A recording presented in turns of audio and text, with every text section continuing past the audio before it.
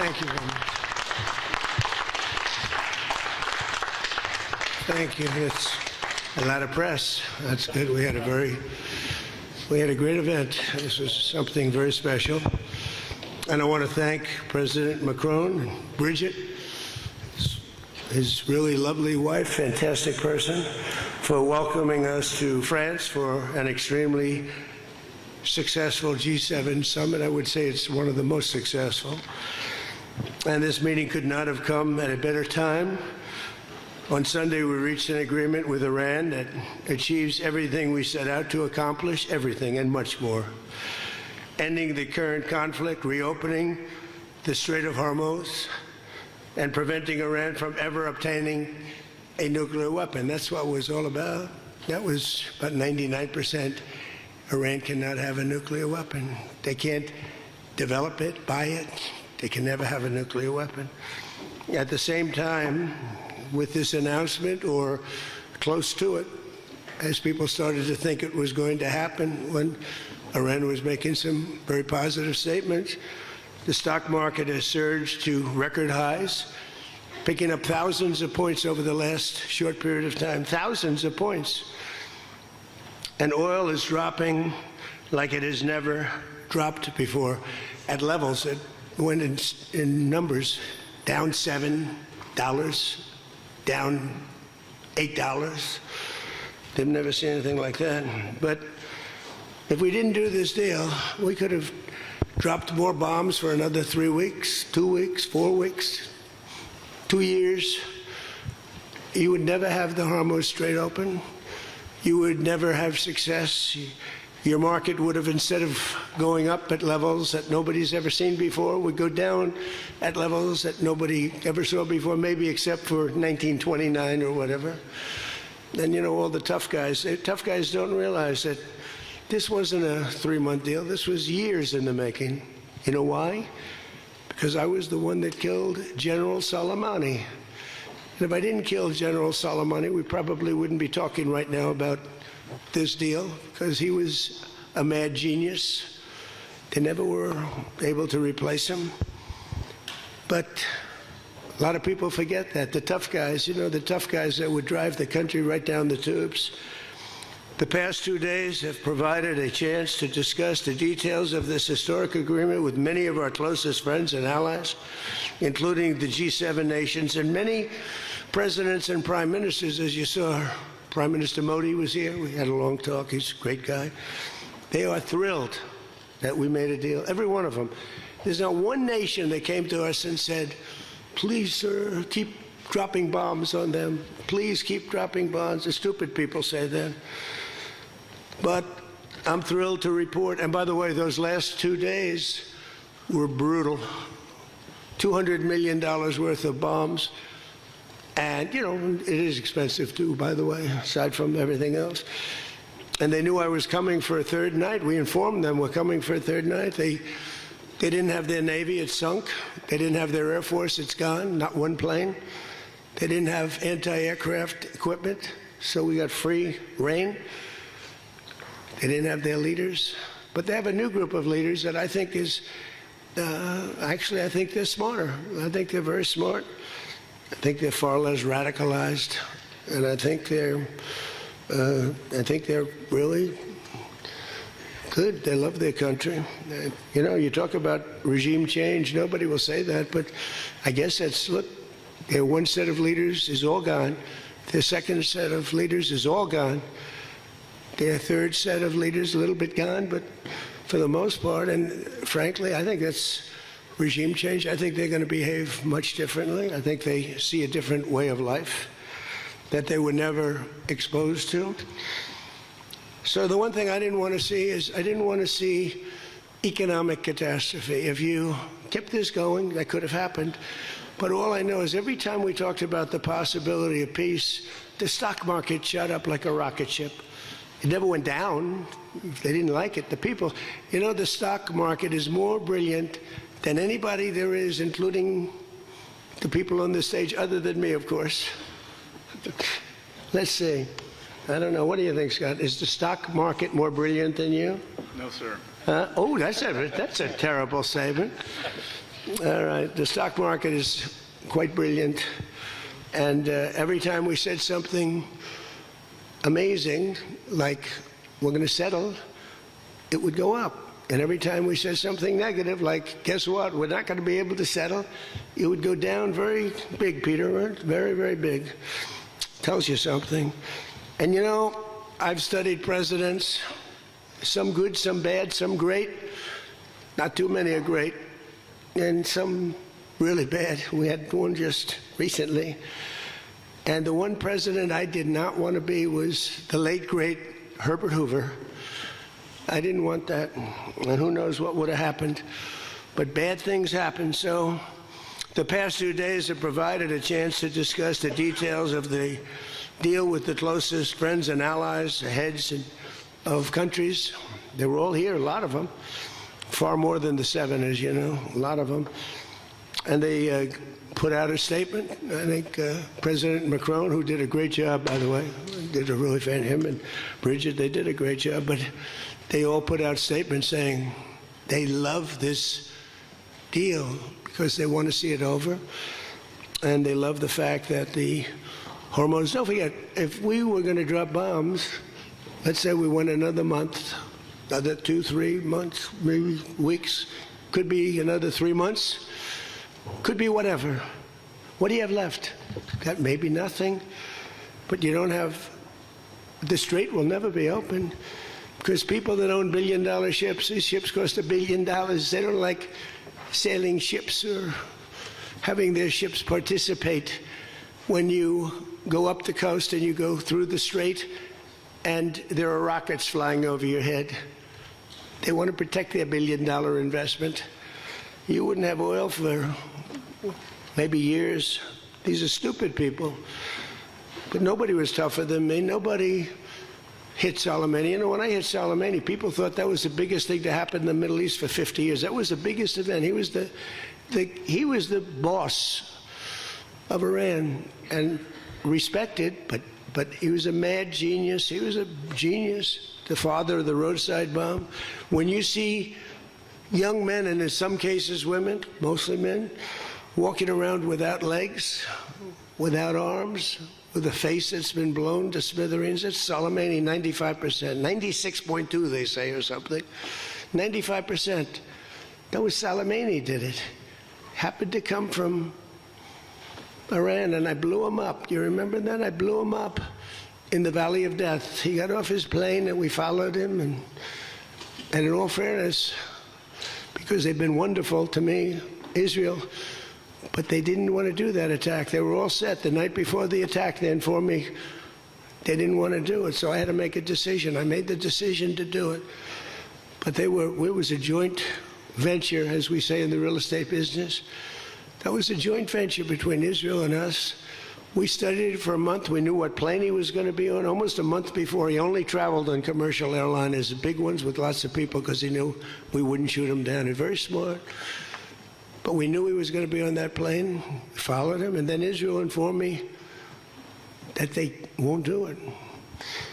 And I had to make a decision. I had some very good generals, and not the ones you see on television, very good. And I want to thank also Pete Hegseth and General Raisin Kane, who's phenomenal. Okay, these guys are phenomenal. They can't be better. But I had some good generals, and I said to them, well, if Israel's not going to do it, we're all prepared. Do we do it? Do you like doing it or not? He says, sir, if you want to do it, we can do it. How well? We'll do it just as well or better. Do it ourselves. We don't need anybody. So we took out Soleimani. One of the biggest events to happen, the Middle East, maybe ever, but they say 50 years, they say 100 years. I was with the Prime Minister of Pakistan. He said it's maybe the biggest event that has ever taken place. Nobody could believe it. So that's when it started. It didn't start like 3 or 4 or 5 weeks ago. And Obama wouldn't do it. What Obama did was he did the JCPOA. He loaded up a plane with $1.7 billion in green cash from banks all over Washington, Maryland, and Virginia. They were stripped of all their cash. They had no cash to do payrolls. It all went into a Boeing 757, a wonderful plane, and they flew it to Iran. And they gave it out to people. They bribed people. They thought they were going to get it done. Then they gave billions and billions of dollars after that. And they got a deal that was a road to a nuclear weapon. I get so angry, I guess. I'm allowed to get angry when I watch the Democrats. They talk about it all the time. We had this deal done. You had a deal that was going to give them, legally, a nuclear weapon. And if that happened, Israel would have been blown away. And in all fairness to Bibi Netanyahu, who happens to be a good man, gets a little excited sometimes. But he happens to be a very good man. We've had an amazing partnership. He's been an amazing prime minister. We have a little dispute over Lebanon. I say, you can do a little softer touch, Bibi. You don't have to knock down a building every time somebody walks into it that's from Hezbollah.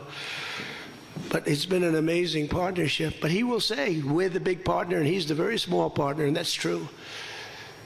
So he came to the country, and he begged Barack Hussein Obama, the president, not to do the JCPOA. He said it could be the end of Israel, and it would have been if I didn't come along. And Obama didn't listen to him. Bibi actually went to Congress and pleaded with them, and he got nowhere. And they had this horrible deal that was horrible for Israel, and that's where it stood. And then I came along and I terminated that deal. It had very little time left. You know, it was a short-term deal. You know, with countries, you need hundreds of years. You don't need 8 years and 9 years. This isn't like you're signing a lease on a candy store at the corner. You need hundreds of years. This was a short-term lease. It expired long ago. Had I let it run, it expired. You wouldn't have been around. A lot of people wouldn't have been around. But Israel would have been terminated. I think the whole Middle East would have been terminated. You saw that when everybody was shocked that all these missiles, they were aimed at these different places. Qatar, Saudi Arabia, UAE. Think of it. Bahrain, Kuwait. They got hit. Nobody thought that was, even I didn't think it was going to happen. They didn't think it was going to happen. They were going to take out the entire Middle East, including Israel. And if they had a nuclear weapon, they would have used it within moments after getting it. So I made it very tough for them when I terminated the Barack Hussein Obama catastrophe. JCPOA, one of the worst deals. NAFTA might have been worse, but that was worse economically. This deal was really dangerous, what he did. He gave them everything, including a lot of money, which we don't give them, by the way, just in case you have any question. We'll be giving this out so you can read it and you can see. And it's a memorandum of understanding. If it doesn't get done in 60 days, that's all right. We go back to bombing. You know, I don't want to do that because it's so good. But we might have to, because we're never going to let them have a nuclear weapon. But they've agreed not to, and you'll see that very clearly in the agreement. But then the second phase of that was they were building, or they were enriching material, as they say. I call it nuclear dust. They were enriching material under granite mountains. Granite being, for those not in the construction business, granite being a very strong, the strongest stone. It's not as pretty as marble, but it's much stronger. It's a lot stronger. Like the new granite I put on the stairs of the White House going to the Oval Office, the black granite, it's rated 1 million years plus. No marble's rated that. Marble's rated 100 years if it's outside.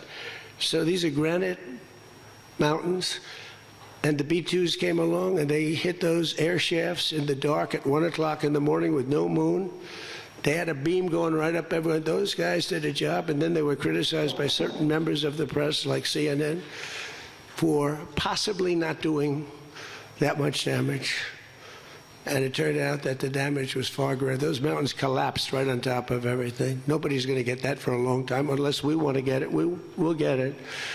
But we're the only ones that can. And they say China has the equipment to get it, and we have the equipment to get it. And it's actually not valuable. Not a lot of value, but we'd like to get it psychologically, but nobody's touching it. We also have cameras. That's what Space Force is. We have the greatest military in the world, by the way. But I'm proud of Space Force because I started it. We have Space Force cameras on every single door, well, there are no doors. They've been pretty well shattered, but every area of that. If somebody walks in, and he's got a badge with his name on it, like Mohammed something, which is about a 50-50 guess, Mohammed something. They can tell the name. They can give you a serial number. We can see things you wouldn't believe, the quality of the stuff that we have. That's why we've been so successful. That's why our blockade will go down in the annals of history as being unbelievable. Nobody's ever seen a blockade like that. It's like a steel wall. So what happened is we then terminated that, and I call it the nuclear dust, and that was the end of that. But if we didn't hit that with the B-2 bombers, or if it wasn't successful, they would have had a nuclear weapon, a nuclear bomb at a very high level, not the highest, but it would have been a very high level. We have much bigger, but we hope that we're never going to have to use it. We have the most. Russia has second. China is very far behind, but going to catch up, unfortunately. You know, they're catching up. But we have the most. We have the most powerful. But we also have the most. But Russia's not far behind. And then you have China in third place, but within 5 years, they'll be probably even. And we ought to make a denuclearization deal. It would be so great. We don't need all of that. We don't need to be able to blow up the whole world 300 times over. It's terrible. It's really, if we could do a denuke deal, I'd love it. And one of those two is very willing to do it, I will tell you. But the other one is less willing to do it. And you need all of them. So the deal we reached with Iran on Sunday will be signed shortly, tomorrow, maybe the next day. Subject deals. My whole life is all about deals. That's all I ever did is make deals. And crazy things happen with deals. I've gone into deals where it's a guarantee. No way it can not be signed. And it doesn't get signed.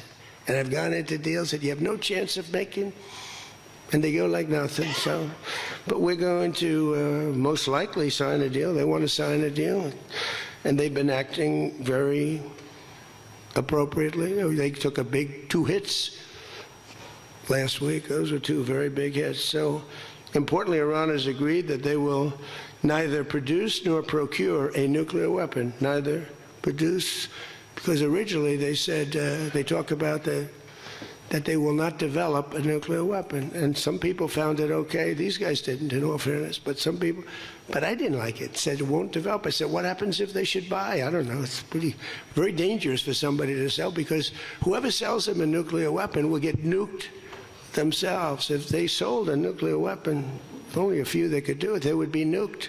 They wouldn't have that country long. So it's a very dangerous thing for somebody to do.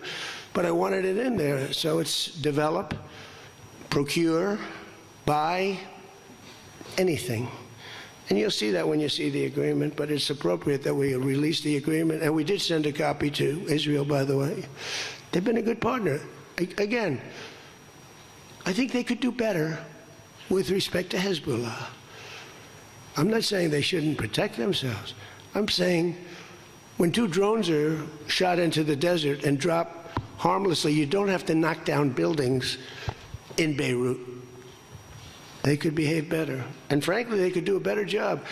I love them as a partner. They were terrific. But they could do a much better job with Hezbollah. On that, I don't think they're doing well. And I feel very bad for Lebanon. Lebanon's been, it was a great culture. They had the professors, the doctors, the lawyers. It was an incredible culture, maybe the highest in the Middle East for years and years, centuries. And for the last 50, 60 years, they have been just trashed. They have been living in hell.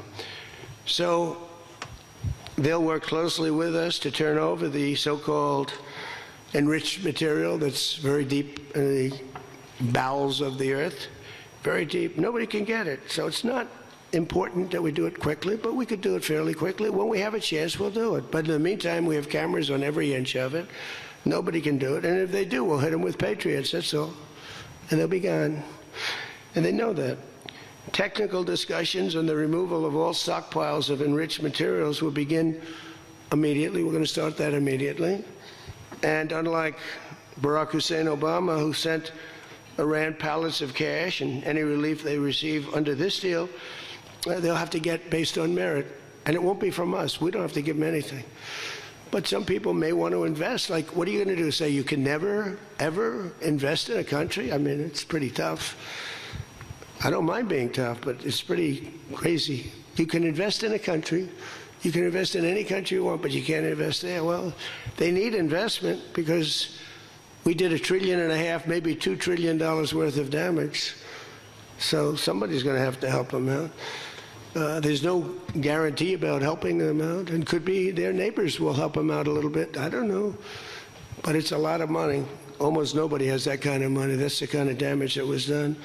But we're not investing any money. There was a fake story. There was a fake news story that got a man, a person, a good person. J.D. made a statement. It was a perfect statement. And they reported it in a very strange way. But that's why it's fake news, I guess. So we don't give them money. We don't give them any of that.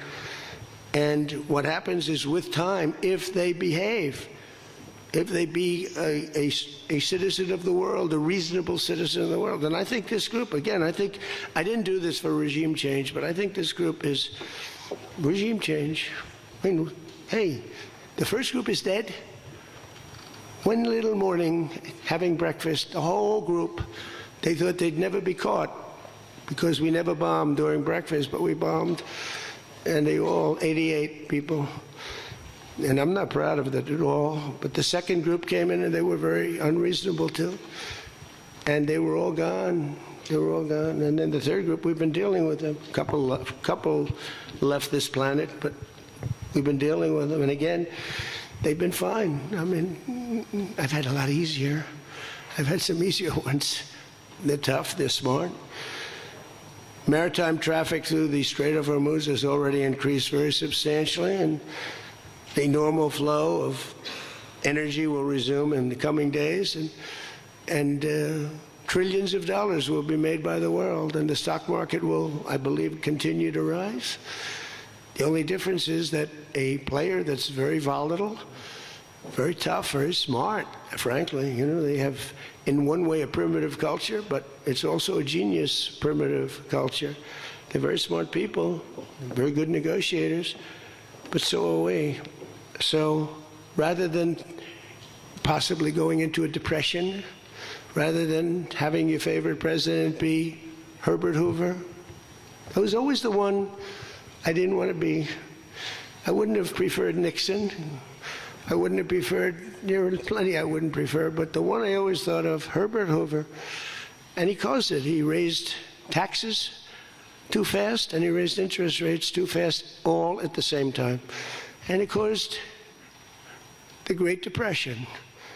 So I don't think I'll make mistakes like that. I lower taxes, I don't raise taxes. In fact, we just gave you the largest tax decrease, largest tax cut in the history of our country. So we'll be working on a parallel effort with the Gulf nations to address non-nuclear issues such as the conventional ballistic missiles, which we'll be talking about, and support. I mean, they have to have some because other people have some. You got to have some. Somebody said you shouldn't give them one. I mean, I have guys. I like some of these guys, but I don't think they're smart. Sir, you shouldn't let them have any missile. I said, well, what am I going to do? Am I going to let Saudi Arabia have missiles, but they can't have them? Yes, sir. It doesn't work that way, you know. It doesn't work that way. And missiles aren't the problem. Missiles they hurt a little location, but they don't blow up the planet. So the Gulf nations will address the non-nuclear issues.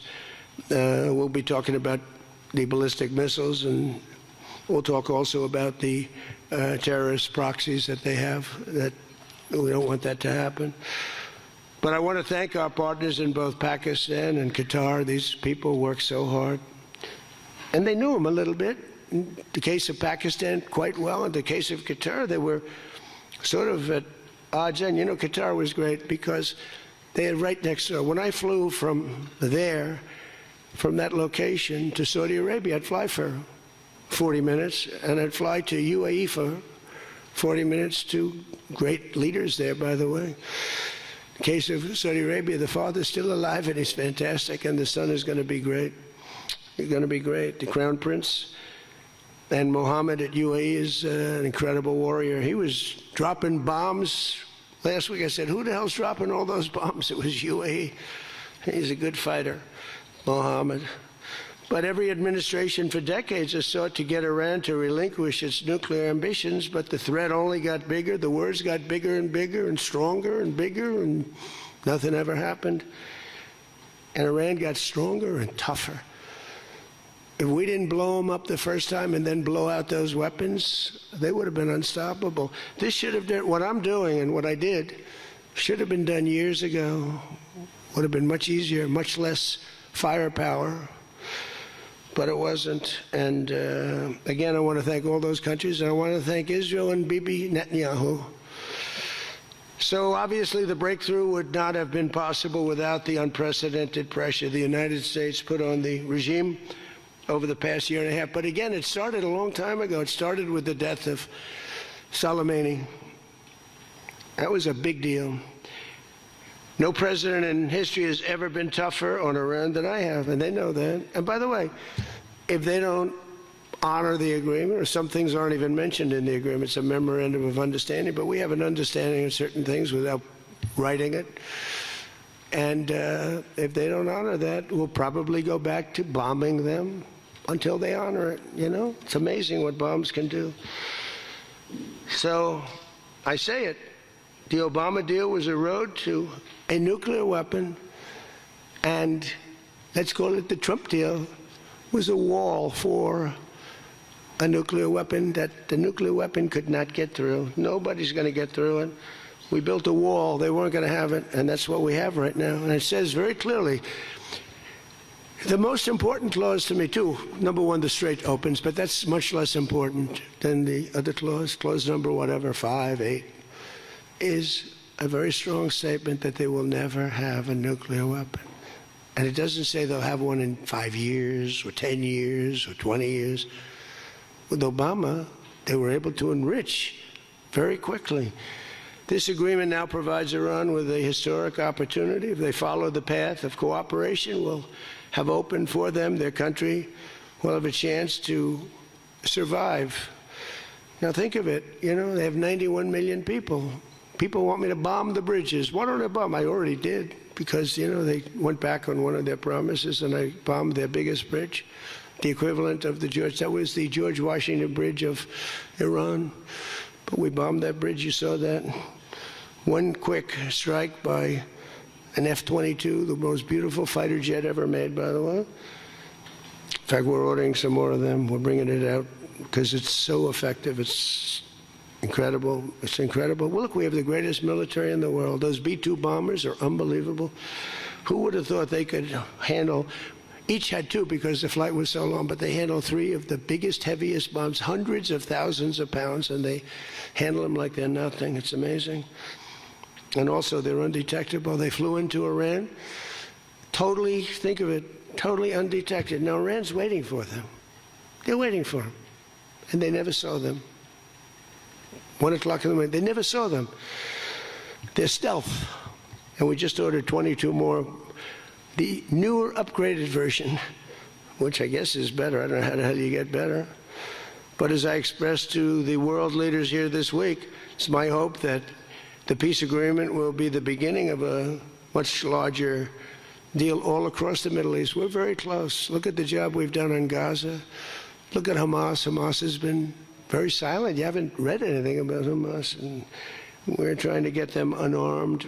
You know, they grew up with a machine gun in their hand. I think they actually, when they were born, they came out with a machine gun in their hand, so it's not the easiest thing. But they've actually, you know, behaved pretty well, considering this was not the lifestyle that they were taught to have. But including an end to all Iranian aggression, and they're not going to be Iranian aggression, and an end to war and terror in Lebanon. So the Lebanon peace is something we'll have to work on a little bit. It's a very small piece of the puzzle, actually, but it still makes a lot of noise. The big deal is the Iran deal. That's where the money is, where the power was. But they have Hezbollah, and we got to get that done one way or the other. We'll do it. I think Israel can do a much better job on it. Syria would love to do it. I was very responsible for the gentleman at Syria that's now the president of Syria, he's done a tremendous job. He's put that country together in a year and a half. Sort of like our country, a year and a half. It's pretty similar size. They said, please don't put him there. He's a very violent man. Al-Qaeda. I said, well, I know one thing, a Boy Scout's not going to work. And he's actually done a very good job. He'd love to go in, and Hezbollah is an enemy of his, and he'd go in, but he wouldn't knock down buildings every time he hears there's somebody. He'd just go and get them with precision. But I don't know that people want that. Maybe they don't. Maybe Lebanon doesn't. We have to be guided a little bit by Lebanon. And by the way, the president is going to be coming, Prime Minister, President, going to be coming over to see us very shortly, over the next week or two. Good man. He's, man is living. What a tough life he's got, because he's got tough groups of people. And it's amazing. Amazing there is a Lebanon with all they've been through. They have been treated worse than just about, I think, anybody. Disrespected incredibly. So the expansion of the Abraham Accords is the other thing that we hope we're going to get. And I think Saudi Arabia, if they lead the way, they'd be doing themselves a big favor, because everybody that's in it, UAE went in right from the beginning. Again, he's a warrior. And they never got out. Nobody ever got out. You think maybe during the war. They were all afraid of, everybody was afraid of Iran. And that's why we ended up with the original members. But then when the election was rigged, that's right, and I wasn't here at all, nobody cared about anything. The country went to hell in every way. That was the least of it. Middle East was the least of the country went to hell, allowing 25 million people into the country, unchecked and unvetted, many of them criminals, many of them murderers, 11,888 murderers allowed into our country. So this was the least of it. But the past 2 days have also provided an opportunity to discuss a number of other key issues with members of the G7 and our partners. Yesterday morning, we had a productive conversation on the war in Ukraine. I spoke with President Putin. I spoke with President Zelensky, and he was there. And President Putin I spoke over the phone with. And something's going to happen. They're losing a lot of people, a lot of soldiers are losing soldiers. Both are losing a lot. Russia's losing more because they're the offensive ones. And when you're offensive in war, you lose more. Pretty simple. But I provided an update on my call Sunday with President Putin and expressed my continued hope. We had a very good conversation with President Putin and a very, very good conversation with President Zelensky. I think they both want to do something. They just don't know how to do it. They want to do it. They just don't know how. In our session yesterday afternoon on international partnerships, I offered an update on how the United States is leading the world in responding to the Ebola outbreak in Africa, sending $375 million in aid so far to help stop and contain the crisis at its source, and we've done great. I was with the president of, a couple of presidents came over, by the way, from African nations, and they were so happy with what we did. But where it's unfair is we gave $375 million. The rest of the world gave essentially nothing, maybe a couple of bucks, but nothing. And they were all saying, thank you so much. And I think they've done a good job. It's a terrible thing. Ebola is a terrible thing. That's an unbelievable one. Fortunately, it's not like COVID where it's that easy to spread around, but it's rough. And we've done a good job. We've moved people to certain quarantines, certain locations. But today we also had excellent meetings on the economy and artificial intelligence, which is amazing what's going on with that. It's going to be the biggest thing ever. We have to be very careful with it. It's both great and could be bad. We have to be careful with it. But we're leading China. We're leading the world on that. We're allowing them to do their own electric plants because they need, as an example, those buildings are so big. And they're not taking the community's electricity. I gave them the right. It's my idea. I gave them the right to build electric plants like Con Edison in New York. Dig we must. And they've come up with plants that nobody's ever seen anything like them. Those are by very high IQ people. So they're actually building electric plants. So because otherwise they could never build a building because the grid is old and tired and broken and a mess. So they're building it, and they're going to sell their, very cheaply, they're going to sell their extra electricity into the grid. So we take care of a lot of things, like California, which doesn't have nearly enough electricity. They don't know what they're doing there. And instead of having blackouts and brownouts, they'll be able not to. We found a great deal of unity here at the G7, and we signed a declaration on illegal immigration, the first time ever for a G7 statement. They did a beautiful statement. We signed other agreements to step up and to really coordinate and spend a lot of time coordinating drug trafficking and the stopping of drug trafficking, which is crazy. It comes through Mexico, comes through the southern border, the little that comes through. They find a way, they put it, they're genius. If they would use that genius for good, they'd be very rich people. They have it in engines, they have it in hubcaps, they have it in areas you wouldn't even believe. They have it in the structures of cars. Most incredible thing. But we've done a great job on it. We have drugs coming through the border are down 61%. Drugs coming through water, the sea, ocean, sea, Gulf, down 97.2%. That's the ones that get hit. Just like we hit the Iranian minesweepers and mine droppers, they call them. They dropped. Who would have 28 mine droppers? Who has 28 mine droppers? They actually had them, but they don't have them anymore. We hit them just like we hit the drug dealers. But drugs are down by water 97%, and over 60% they're down. And now we're going to go and focus on the land. They come through Mexico. Mexico has lost control of their country. The cartels run Mexico, and it's sad. And the president's a very good woman, but she's a very scared woman. The drug cartels are totally running Mexico. It's not even close. We agreed to accelerate our efforts to secure our critical minerals and rare earth supply chains, where we have great companies really going to town. We're going to give everybody a big run because we do it better than, and we had to get motivated.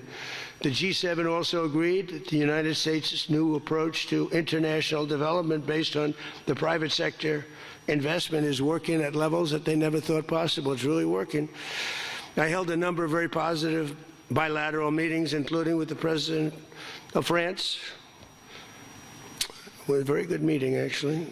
The Emir of Qatar, Sheikh Tamim, who's, I tell you, I wish I could really know the guy. You know, some people say, well, he lived in that neighborhood. You can't be saying things that you'd like to have him say. He was fantastic on this, and he's been a fantastic guy in terms of energy and getting energy out there. President of the United Arab Emirates, Mohammed bin Zayed, who's an amazing warrior. President El-Sisi of Egypt. Prime Minister Modi of India. We spent a long time together today. I spoke to Mohammed. I spoke to the Crown Prince of Saudi Arabia a number of times. They're all so happy that they're still. You have to have them happy too, you know. We're using their airports. Not that they could stop us if we didn't want them to, but it'd be nice that I went to get that little sucker. But I missed. I hate missing. But we spoke to all of them and many countries all over the world. So every country, I think Israel too. Look, think of what Israel's getting. They're not going to be nuked. It's very simple. I told Bibi, your biggest risk was that they'd drop a nuclear weapon into the middle of Israel. They'd only need one, and there would be no more Israel. Think of it, Bibi. You got the best, the most important thing that you were asking for is that. So I think they're happy. Some people are going to be, not him, but there are some people, some writers, some that I thought were friends of mine, but I don't want them as friends anymore because they're either stupid or they're bad people. But we stopped nuclear holocaust, and it stopped too. I mean, there's not going to be any of that. So from the beginning to the end, it was clear that this week America's back. It's bigger and better and stronger. We're more respected as a country right now, I think, than we ever have been. And we were a laughingstock 2 years ago. They would laugh at us. We had a man that should have never been there. You know that. A man that would walk up to a podium once every year, and they'd ask him, what flavor ice cream do you like? I like vanilla. Then he'd try and find the stairs, which he couldn't find most of the time, and he'd leave. This is very unfair reporting. And then you said you didn't know about that. You didn't know there was something wrong. We can never let that happen to our country again. To me, we had the worst inflation ever. We had the worst in prices and the costs. It's all coming down now because the oil is bringing it down. You're going to see numbers that are going to be amazing. But this evening, I look forward to a very special dinner with President Macron and his fabulous wife at the Palace of Versailles. I sort of like that palace. Palace has a lot of gold. I want to check it out. It's a beautiful palace, maybe the most beautiful of all. I hope you're going to get to see it. The ones that are traveling with me, I hope you're going to get to see it because it's amazing. But they asked me if I'd stay a little bit longer and go to Paris. So I'll get home a little bit later, but it'll be a nice dinner. But I'm interested to see it. I mean, that's the ultimate, I guess. It's the ultimate of its type. Louis XIV, celebrating the 250th anniversary of America's founding and America's oldest alliance. And we're celebrating that a little bit tonight. They'll have the biggest people in Europe at the dinner. And those people love our country. And hopefully Europe's going to find its way. Europe is having a lot of hard times. They're doing some things very badly on energy and on immigration. They're doing things very badly, and we'll be talking about that tonight. So with that all said, if you want to ask us any questions, and feel free to ask the people behind me. Yeah? Peter? Bonjour. You've been clear, President Trump, the United States is not going to directly pay Iran, but the U.S. is going to let the Iranians start making billions of dollars, selling oil, accessing this reconstruction fund. Only if they're doing things right. Peter, only if, we're not doing anything. We're not putting up money. Only if they're doing things right. If they're doing things right, if people want to invest, they can invest. But they had this $300 million fund. It's only $300 billion fund. It's only if they're doing things right. Remember this also. When you talk about billions of dollars, they've had much more than $1 trillion worth of damage done. They got a long way. There'll be 15 to 20 years to rebuild what they have right now. So they have to behave themselves. If they're not behaving, they get hit again. You know, they'll be hit again because we can do it very easily. It's going to take a long way for them to build back their anti-aircraft stuff.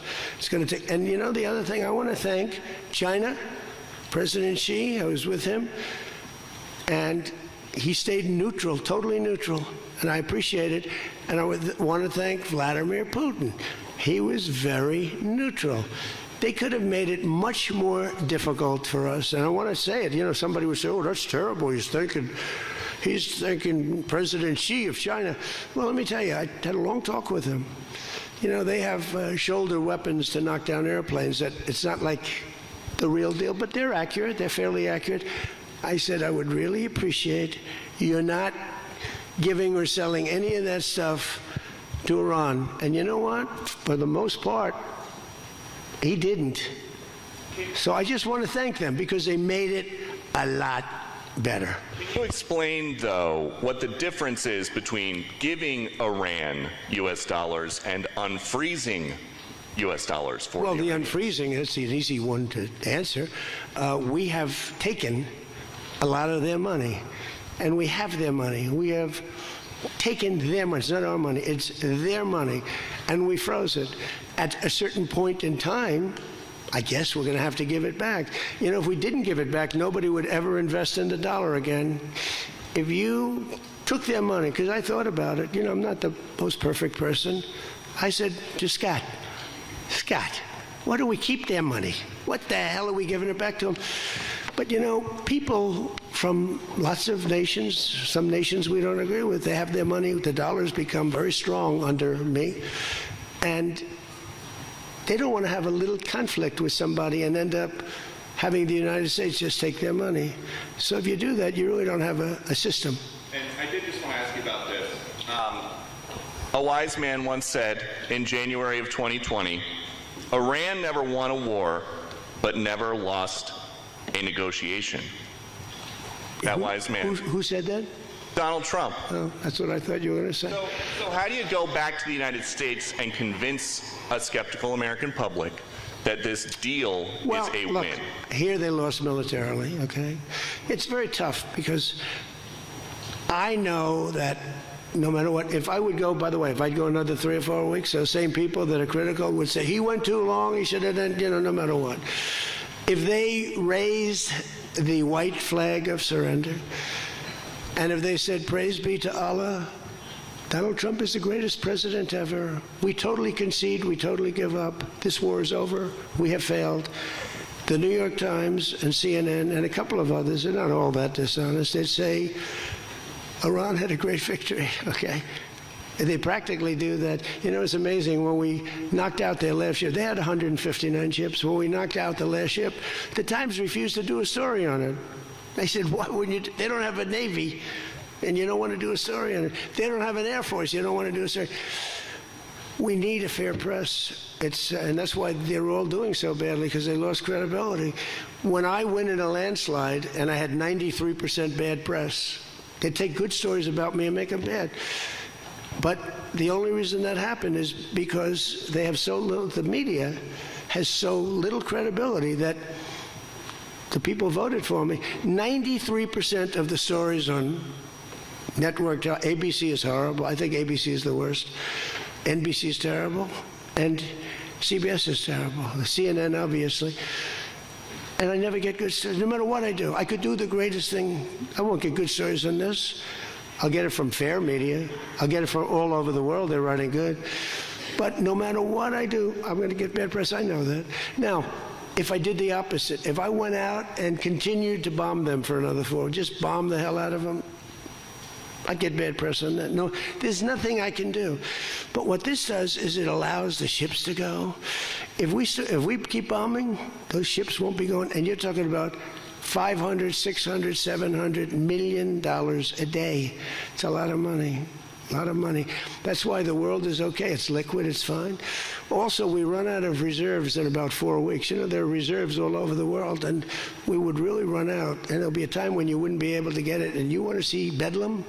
So for all those so-called geniuses that want to show me how smart they are, ask them why didn't they blow up General Soleimani? Ask that of the general and a couple of other people that I like very much, but boy, are they wrong. Go ahead.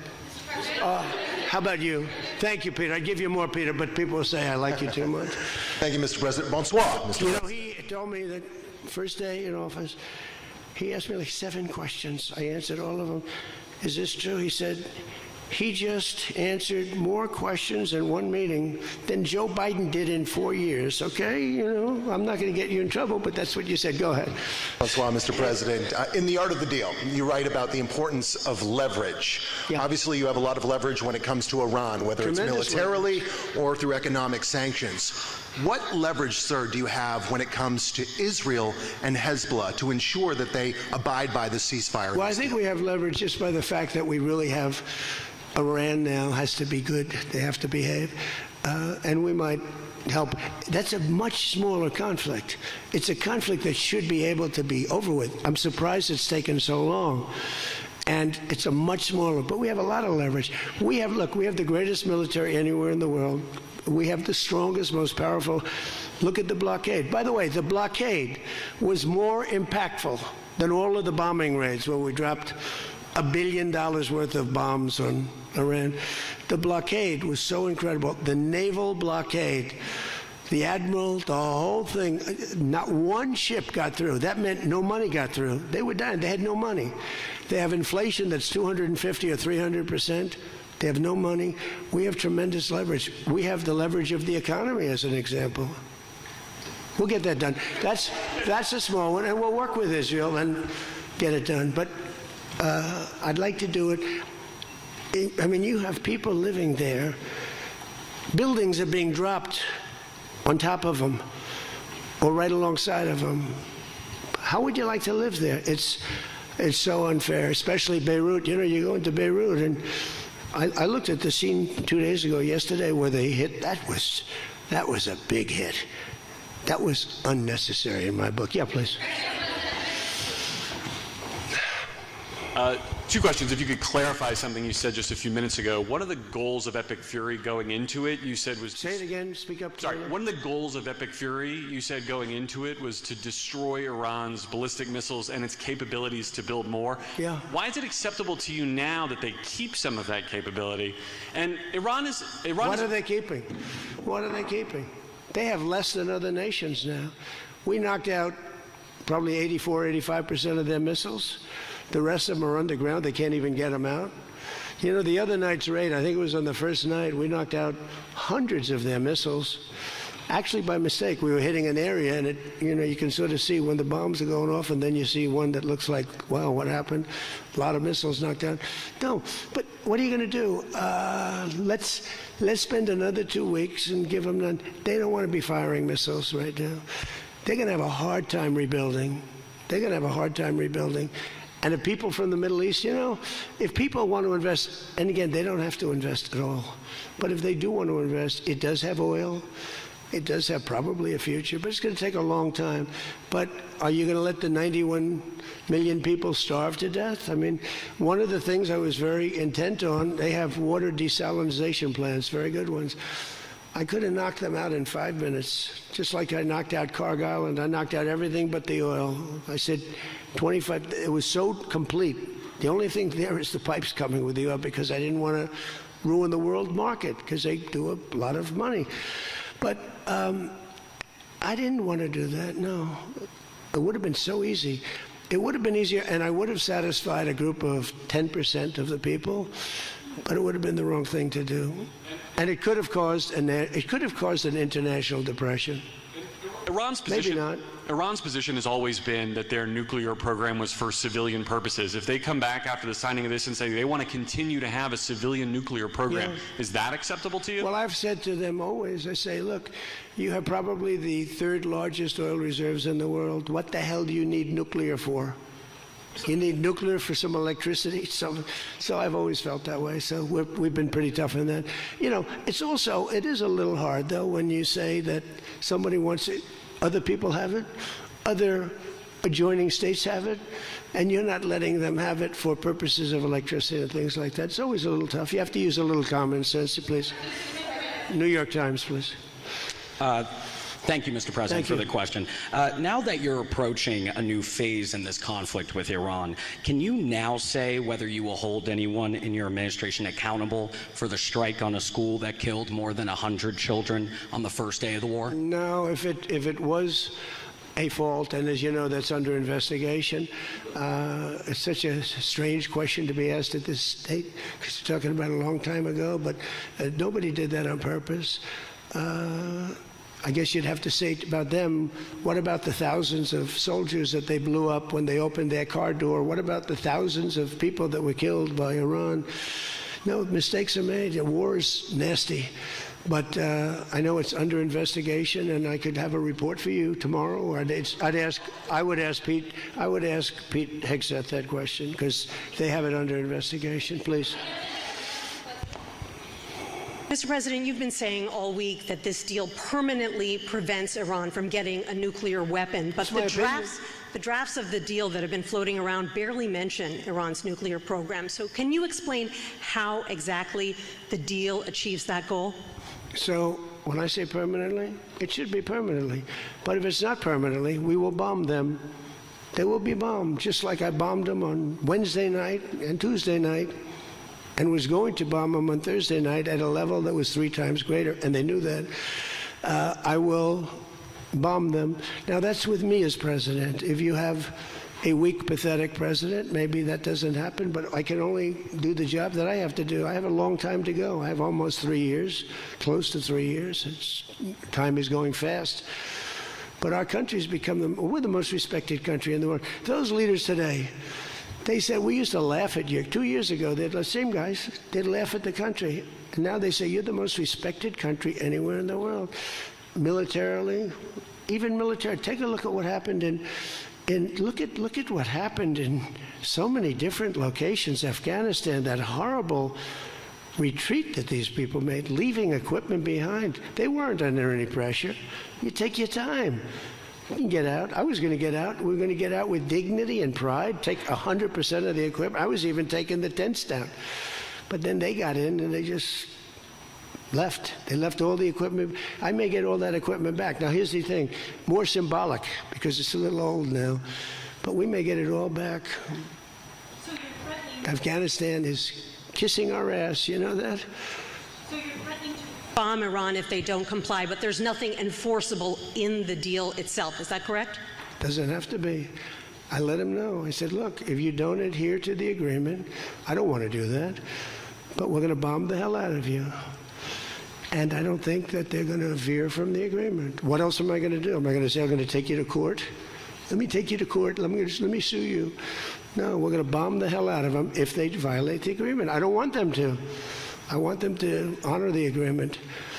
Again, the straits close up. Bad things can happen. You know, in war, terrible things happen. Like you mentioned the question before about a school gets hit. Other things get hit. Bad things happen in war. War is a nasty place. I see it. I see it. I see it better than maybe anybody has ever seen it. Go ahead, please. Thank you, President Trump.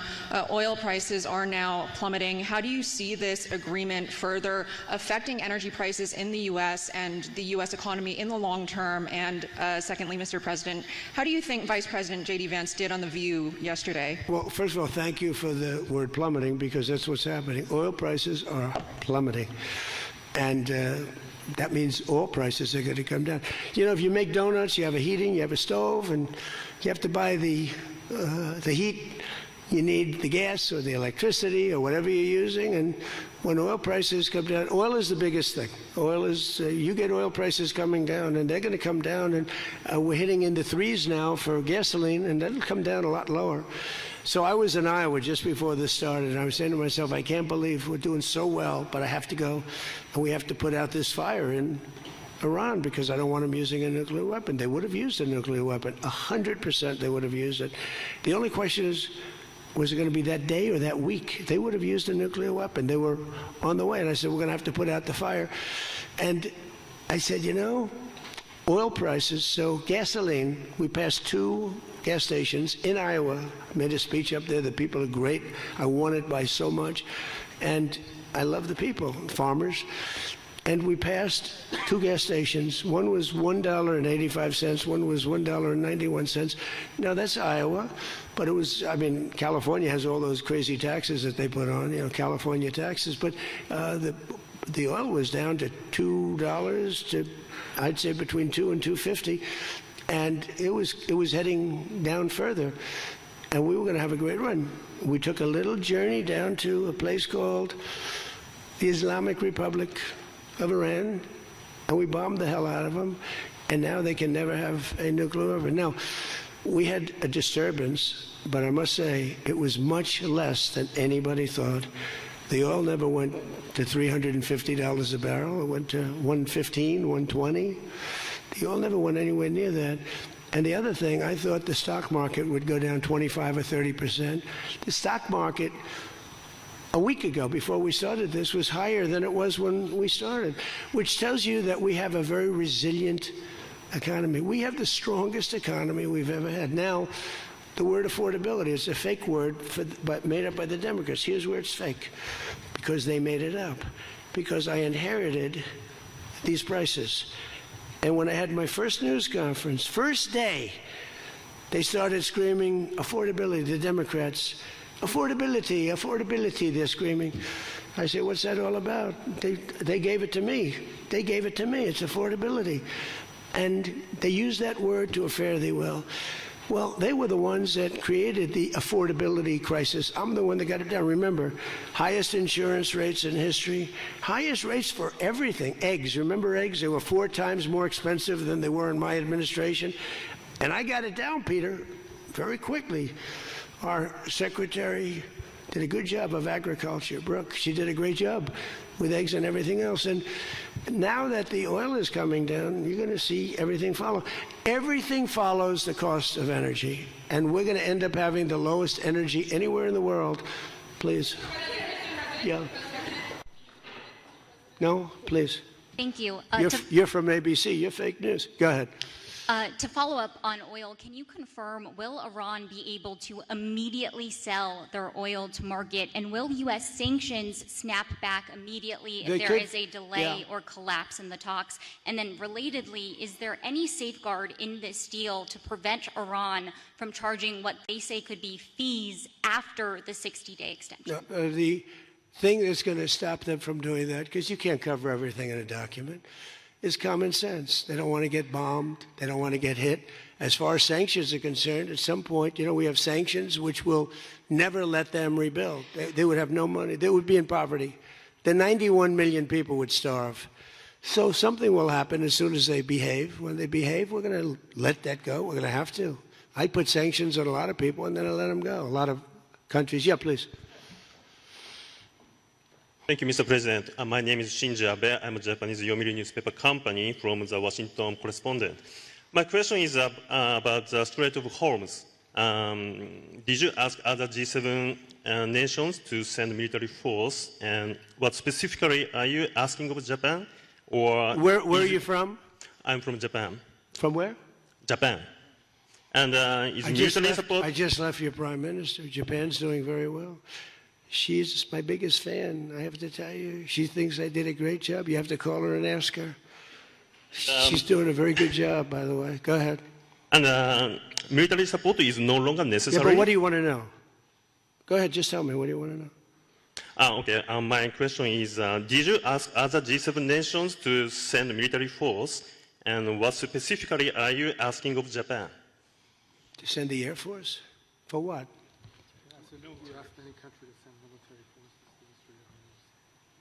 Oh, other countries, not just Japan. No, we don't need it. Oh, by the way, they all want to do it. They all want to do it. Every single one of them. They want to go be a part of it now. Not while the war was going on. I was a little disappointed. The UK, I said, yeah, it would be nice if you sent ships. I didn't put a hard sell on, but I said it would be nice if you sent some ships. And the Prime Minister said, they'll be there, sir, as soon as the war is over. I said, did he just say that? I couldn't believe it, actually. Japan has offered to get involved, but I mean, I'll be honest, Japan was not willing to get involved during the war. I asked her, I said, you want to get involved a little bit? I didn't put the heavy sell on, but they said, no, we don't want to get involved. Nobody did. We did it ourselves with Israel and with the Arab states that got hit, surprisingly hit. Yeah. Yes, please. Go ahead. Thanks a lot, Mr. President. Question on Brazil. I would like to know, how was your interaction here in Évian during the G7 with the Brazilian President Lula? Did you talk about the new U.S. tariffs on Brazil? Did you talk about the U.S. designation of criminal gangs as terrorists? We did. How was it? I spent a lot of time with him, actually, and it's become a little rough country, right? Politically. It's been a little dangerous politically. You're talking about Brazil, yeah? It's been nasty. I hear they arrested somebody that's running for office today. I found that out after we left. I just said goodbye to him, and I heard that they arrested the Bolsonaro Jr. He was doing well in the polls, and they arrested him because he made a statement in Texas. They arrested him, or they want to arrest him. They have something out for his arrest. No, they play pretty tough. But nobody plays tougher than the United States. Look, our elections are totally rigged. We have rigged elections. Please, in the back. Yes, sir. Go ahead. Thank you so much, President. Thank you. Sumu Sakamoto, the Asahi Shimbun. For G7, the concept of the rule of law has long been considered the core principle. During this summit, any of the leaders expressed any concerns on the possible violation of international law on the attack on Iran? No, actually the opposite. They felt they were very dangerous. They were very relieved because they could get hit too.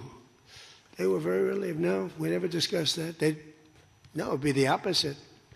They broke the law. They killed thousands of people. They killed thousands of our soldiers and hundreds of thousands of people. Yeah, please, go ahead. Go ahead.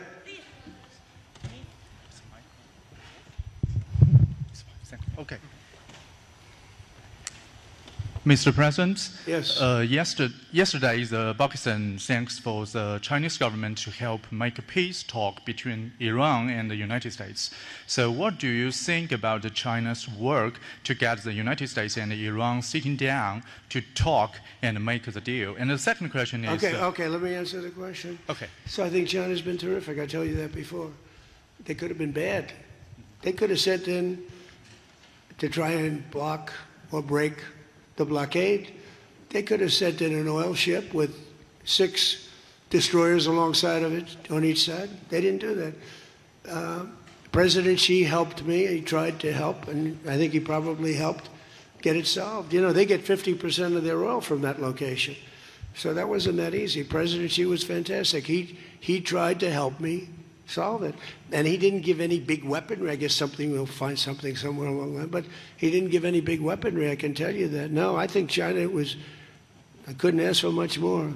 Again, they were impacted because they get more than 50% of their oil from the Hormuz Strait. And no, I thought they were fantastic. Okay, how about one more question right here? Go ahead, please. The latest YouGov Economist poll shows that Democrats have lost a 5-point edge on the generic congressional ballot. They just have now just a 2-point lead since February.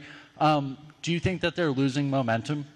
Well, I see the Republicans in generics. You know, generics are very important. I don't know how accurate, because I see a lot of bad polls. The polls are very dishonest, just like a lot of reporters, like these people over here, are very dishonest. CNN, ABC, it's a whole group of them over there. They're really dishonest people. But, you know, and really networks are very dishonest.